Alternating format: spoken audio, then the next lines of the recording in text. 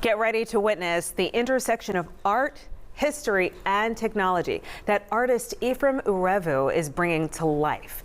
His Naked Truth art project is not just a collection of artwork, it's a powerful narrative aimed at inspiring conversations about atrocities of war, racial strife, and inequality. Joining us here is Ephraim himself. We'd like to thank you for coming in this morning. Thank you very much for inviting me. Well, I know the who's who of Memphis make their way down to South Main, the art district, to look at your amazing artwork. Tell me about the inspiration behind this project. 150 plus pieces? Up to date, but I'm still working, constantly working, because the stories continue to be told. Right? What is the story? The story is about how do we use art to begin to address some of the issues we face for hundreds of years. Now, we have demonstrated, we have passed legislations, but nothing seems to be working. And as an artist, the creative mind is, after Ferguson happened in 2015, with all the riot that was going on, something clicked in my brain. And the thing was, how can we begin to address this narrative where people can actually pay attention?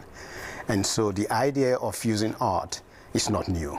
Art has been used over history to address key issues across the globe. So I decided to go to the studio and buckle down and think of ways to really begin to address this issue. Well, 150 plus artworks, is there one that really resonates for you? I mean, I know that's hard. Yes, yeah. I mean, it is hard, but there's one that is really personal. The one I call The Cancer Within. The Cancer Within, I'm a cancer survivor. And as a cancer survivor, the first thing when you're told you have cancer is denial, right? And then it sinks in. And then you begin to think, okay, what next? Because you have to put together either a treatment plan or something to fight back. Now, I equated cancer to hate. And hate is the narrative that is going on in this country right now. And hate has become the cancer that is consuming this country. And there is denial, when you really come to think about it, about this situation. Wow. One thing that is interesting to me is this whole technology part of it. You're literally taking art to the streets. QR codes. Talk to me about this tile project. Yeah. I'm from old school, right? But when I look at people, everybody's on their phone, kids on their phone, people don't talk to each other anymore, okay?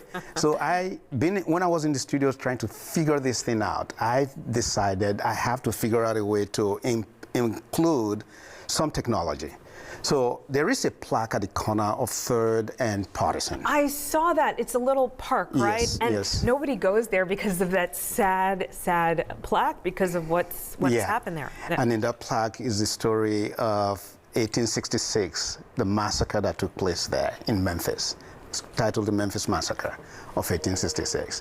And as I drove by that plaque so many years, right? Never paid attention to it. Now imagine that plaque as a tile with a QR code right in front of you that you can scan, okay? And that was where this idea came from. And so when they scan it, what are they gonna see, on their phones? So you take this story, Rosewood, okay? This piece as a whole is actually going to be a 16 by 16 plaque that I'm gonna lay on sidewalks all over America. That's the goal. Okay, but Memphis is going to be my pilot program. So as you walk, there's a QR code to it, you scan it, you see the word Rosewood. Your curious mind is going to take the better of you, right? You're going to scan that tile, and this story of Rosewood is right on your phone.